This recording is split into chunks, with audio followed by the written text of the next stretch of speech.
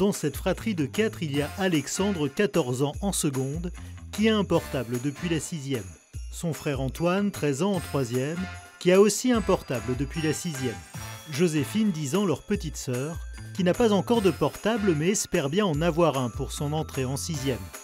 Et Jean, 8 ans, qui n'a pas de portable et s'en fiche. Je voudrais en avoir un 6e, mais mes parents ne sont pas d'accord parce qu'ils veulent que j'en ai un en 4e. Mais je ne vois pas pourquoi les garçons ils en ont eu un en 6e et moi que j'en aurais un en 4e. Car si la décision a été facile à prendre pour les aînés, les parents de Joséphine sont aujourd'hui plus hésitants. Aujourd'hui, elle est assez dépendante déjà des téléphones de ses grands frères. Même si on la cadre, je pense qu'elle est un peu trop jeune pour pouvoir gérer le téléphone au quotidien. Pour Alexandre et Antoine, c'était évident qu'à partir de la 6e, on souhaitait leur donner accès à un téléphone portable. Pour Joséphine, qui est notre seule fille et pour laquelle on est peut-être un peu plus protecteur, et les temps ayant changé entre-temps, on se dit qu'on va peut-être réfléchir et renégocier avec elle une durée et peut-être partir sur la 4e, la 3e. En tout cas, c'est en cours de réflexion. Pour les grands frères de Joséphine, l'utilisation du téléphone est bien encadrée. Mes parents ils ont mis un contrôle parental sur mon téléphone. Donc dessus on peut voir les limites de temps, donc là on voit combien de temps j'ai utilisé aujourd'hui. Par exemple depuis ce matin j'ai utilisé 33 minutes. On voit ma limite du jour, donc j'ai 2 heures aujourd'hui. L'heure du coucher, donc 23 heures et il se débloque à 7 heures. Et je vois, papa et maman ils peuvent bloquer des applications. Ils peuvent voir ma localisation, donc ça je ne peux pas l'enlever. Ils peuvent toujours savoir où je suis comme ça. Ça permet de vraiment savoir gérer son téléphone et pas être tout le temps dessus.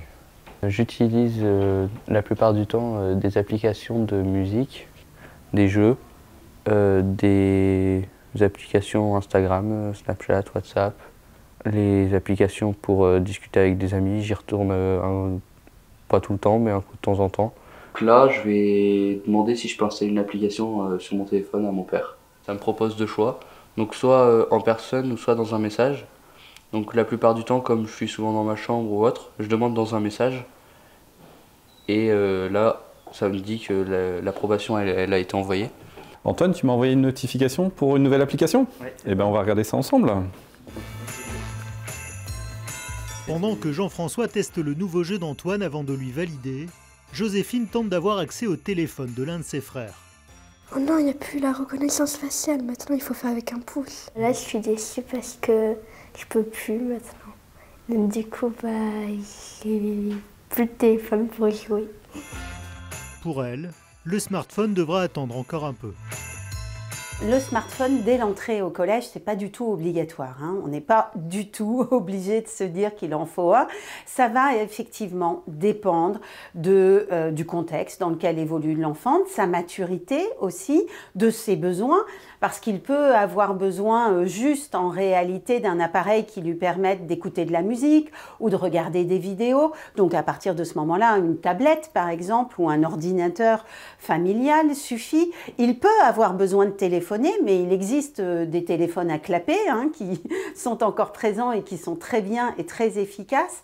En réalité, il faut vraiment avoir une discussion au préalable avec l'enfant ou avec l'adolescent en lui disant à quoi ça va te servir, pourquoi tu en veux un, est-ce que c'est vraiment un besoin unique, est-ce que c'est dû au fait que tes frères et tes sœurs en ont déjà un et toi tu veux leur ressembler, est-ce que c'est dû au fait que tes copains ou que tes copines en ont déjà un.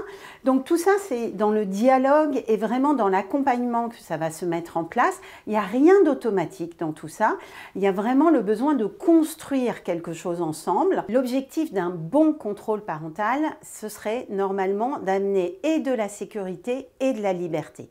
L'objectif, c'est de pouvoir mettre en place une sorte de conduite accompagnée du numérique où le parent est présent, comme dans une voiture, il est présent à côté de l'adolescent, mais c'est quand même l'adolescent qui conduit. L'objectif n'est pas de contrôler l'adolescent. L'objectif est de contrôler le cadre dans lequel l'adolescent va pouvoir évoluer. Donc, le parent est présent, au fur et à mesure, il élargit le cadre, il s'éloigne, j'ai envie de dire, petit à petit, et de l'adolescent et de l'objet et du smartphone, mais dans un premier temps, il amène de la sécurité. Alors, ce qui va être difficile pour les parents, c'est de tenir dans le temps. Au début, les parents mettent un contrôle parental bien clair, bien précis, et puis l'ado revient, demande encore, toujours un petit peu plus. Il est dans son rôle d'ado aussi. Lui, son job d'ado, c'est de venir négocier. Et le rôle du parent, c'est de tenir. Tenir pour que tout cela soit progressif. Après, c'est une question de contrat aussi, une question de confiance, de lui expliquer que la confiance n'empêche pas la vigilance et que c'est quelque chose qu'on va construire avec lui dans une optique gagnant-gagnant. Et je crois que c'est ça qui est intéressant. Et d'ailleurs, les ados, ils sont rapidement sensibles. Quand ils se rendent compte que le parent les accompagne pour les faire grandir et pas pour les maintenir dans l'enfance, eh bien l'adolescent, au fur et à mesure, est beaucoup plus volontaire aussi pour être dans la négociation.